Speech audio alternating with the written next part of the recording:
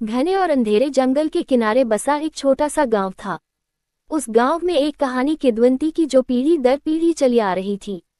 गांव वाले अक्सर बहुत धीमी आवाज में बात करते थे कि पहले ये गांव सुंदर, खुशहाल और सुखी था, लेकिन अब ये गांव एक महिला की वजह से शापित है।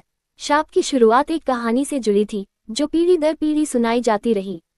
कहा जाता था कि एक महिला जिसका नाम सुमन था, गांव में रहती थी। वह सुंदर थी, उसकी काली लंबी बाल थे और उसकी आंखें गहरी और काले रंग की थीं। लेकिन उसमें कुछ अजीब था। वह अपने पति के होते हुए भी कभी कभी अपनी सुंदरता और आकर्षण से बहुतों को मोहित कर देती थी। लेकिन सुमन का एक गहरा रहस्य था, एक भयानक रहस्य जिसने उसे शापित आत्मा बना दिया। एक रात सुमन गायब हो गई। उसके पति राम सिंह ने कई दिनों तक गांव और आसपास के जंगल में उसे ढूंढा, लेकिन वह कहीं नहीं मिली। एक हफ्ते बाद गांव वालों ने अजीब घटनाएं देखनी शुरू की। उन्होंने हवा में फुसफुसाहटें सुनी और जानवरों के गायब होने की खबरें आईं। फसलें मुरझाने लगी और एक अजीब बीमारी गांव में फैलने लगी। फिर एक रात गांव वालों ने उसे देखा। सुमन, या जो कुछ भी अब वह बन चुकी थी, गांव में लौट आई थी। उसका सुंदर चेहरा अब विकृत रूप में बदल चुका था। उसकी त्वचा मरी हुई सी सफेद हो चुकी थी और उसकी आंखों में डरावना लाल रंग था। उसके लंबे बाल अब अस्त व्यस्त और जंगली हो गए थे और वह एक साया की तरह चुपचाप इधर उधर घूम रही थी। जहां जहां वह जाती वहां की जमीन मुरझाने लगती। लेकिन सिर्फ उसका रूप ही नहीं, उसकी खून की प्यास ने भी गांव वालों को डराया। उसने अपने बदले हुए रूप में खुद को खून की प्यासी चुड़ैल में बदल लिया था, हमेशा खून के लिए भूखी और हमेशा अपनी प्यास बुझाने के लिए बदला लेने के लिए तैयार। सालों तक खून की प्यासी चुड़ैल का खौफ गांव में बना रहा।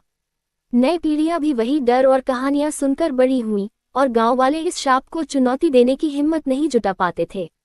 लेकिन जैसा कि अक्सर होता है, एक दिन एक अजनबी गांव में आया। वह एक युवा लड़का था, लंबा और मजबूत, जिसमें गहरी आंखें थीं और उसकी आंखों में एक दृढ़ निश्चय झलकता था। उसका नाम अर्जुन था और वह एक विद्वान था जो गांव गांव घूमकर प्राचीन कहानियां और भूले हुए ज्ञान को इकट्ठा कर रहा था। उसने खून की प्यासी चुड़ैल के बारे में सुना था और वह उसके पीछे छिपे रहस्य को जानने के लिए बहुत उत्सुक था। गांव वाले, जो अजनबियों से सावधान रहते थे, ने अर्जुन को चेतावनी दी कि वह जंगल के पास न जाए। उन्होंने उसे सुमन की कहानी सुनाई और ये बताया कि चुड़ैल का शाप इतना शक्तिशाली था कि कोई भी उसे चुनौती देने की सोच भी नहीं सकता था। लेकिन अर्जुन ने इन चेतावनियों को नजरअंदाज कर दिया। उसका जीवन एक मिशन था, वह हर कहानी के पीछे की सच्चाई जानना चाहता था और यह भी उससे अलग नहीं था। एक शाम जब उसने गांव वालों से जितना हो सकता था जानकारी जुटाई, अर्जुन ने जंगल में जाने का निर्णय लिया। एक छोटी सी मशाल और साहस के अलावा उसके पास कुछ नहीं था और वह अंधेरे में डूबे जंगल में दाखिल हो गया, यह न जानता कि उसे किसका सामना करना पड़ेगा। जंगल में जितना गहरा वह गया, हवा उतनी ही भारी और ठंडी होती गई। पेड़ घने और विकृत हो गए थे और अजीब आवाजें गूंज रही थीं, फुसफुसाहटें, सरसराहटें और दूर से आती गहरी आवाजें। लेकिन अर्जुन डर के बजाय आगे बढ़ता रहा, अपने दिल में ये ठानते हुए कि वह उस शाप का सच पता लगाएगा। कई घंटे बाद अर्जुन ने देखा कि दूर कहीं हल्की सी रोशनी चमक रही थी। वह उसकी ओर बढ़ा, उसका दिल तेजी से धड़क रहा था और वह अज्ञात का सामना करने के लिए तैयार था। जैसे ही वह रोशनी के करीब पहुंचा, उसने एक खुला स्थान देखा। वहां एक पुराना और विशाल पेड़ खड़ा था, जिसकी जड़ें बड़ी बड़ी और जंगली थीं। पेड़ की छाल में एक अजीब और चमकती हुई आकृति उकेरी गई थी, जिससे रोशनी निकल रही थी। और फिर उसने उसे देखा। सुमन वहां खड़ी थी, उसका चेहरा अब गुस्से और नफरत से भरा हुआ था। उसकी आंखें खून के लाल रंग में जल रही थी और उसका शरीर जैसे अस्तित्व में नहीं था, वह एक साया की तरह हिल रही थी।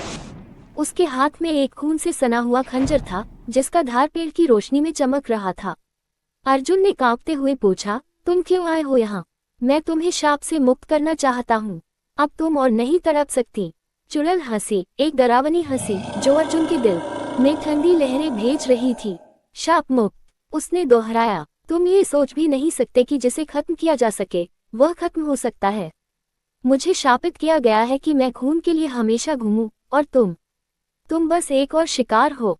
इतना कहकर सुमन अर्जुन पर झपटी। खंजर उसके करीब था, लेकिन उससे पहले अर्जुन ने अपना बैग खोला और उसमें से एक प्राचीन लिपि निकाली। लिपि में एक मंत्र था जो बुरी आत्माओं को खदेड़ने और शाप तोड़ने का सामर्थ्य रखता था। भूतिया देवताओं की शक्ति से मैं तुम्हें अंधकार में लौटने का आदेश देता हूँ। अर्जुन ने मंत्र पढ़ना शुरू किया और उसकी आवाज धीरे धीरे प्रबल होती गई। कुछ पल के लिए कुछ नहीं हुआ, फिर पेड़ की छाल से एक तेज प्रकाश निकला और सुमन चीखते हुए बुरी तरह मरोड़ने लगी। उसका शरीर संकुचित हो रहा था, जैसे वह टुकड़ों में बिखर रही हो। हवा में एक अजीब शक्ति महसूस हो रही थी और अर्जुन समझ सकता था कि चुड़ैल मंत्र के खिलाफ लड़ने की कोशिश कर रही थी। लेकिन अर्जुन ने मंत्र पूरी ताकत से पढ़ा। एक जबरदस्त आंधी आई और एक आखिरी खौफनाक चीख के साथ चुड़ैल का रूप बिखर कर हवा में विलीन हो गया। जब धूल बैठ गई और हवाएं शांत हो गईं, अर्जुन अकेला खड़ा था। पेड़ की छाल पर जो चमकता हुआ चिन्ह था वह अब गायब हो चुका था और जंगल में एक अद्भुत शांति छा गई थी। कई सालों से जो शाप गांव और जंगल को घेरे हुए था वह अब टूट चुका था। अर्जुन गांव लौटा और लोग उसकी बहादुरी को देखकर उसकी तारीफ करने लगे। बीमारी अब खत्म हो गई थी और फसलें फिर से हरी भरी होने लगी। अब गांव वालों को जंगल का डर नहीं था और खून की प्यासी चुड़ैल की किंवदंती बस एक पुरानी कहानी बनकर रह गई थी। लेकिन अर्जुन जानता था कि शाप कभी पूरी तरह से खत्म नहीं होता। उसने देखा था कि दुनिया में अंधेरा और बुराई हमेशा वापसी का रास्ता ढूंढती है।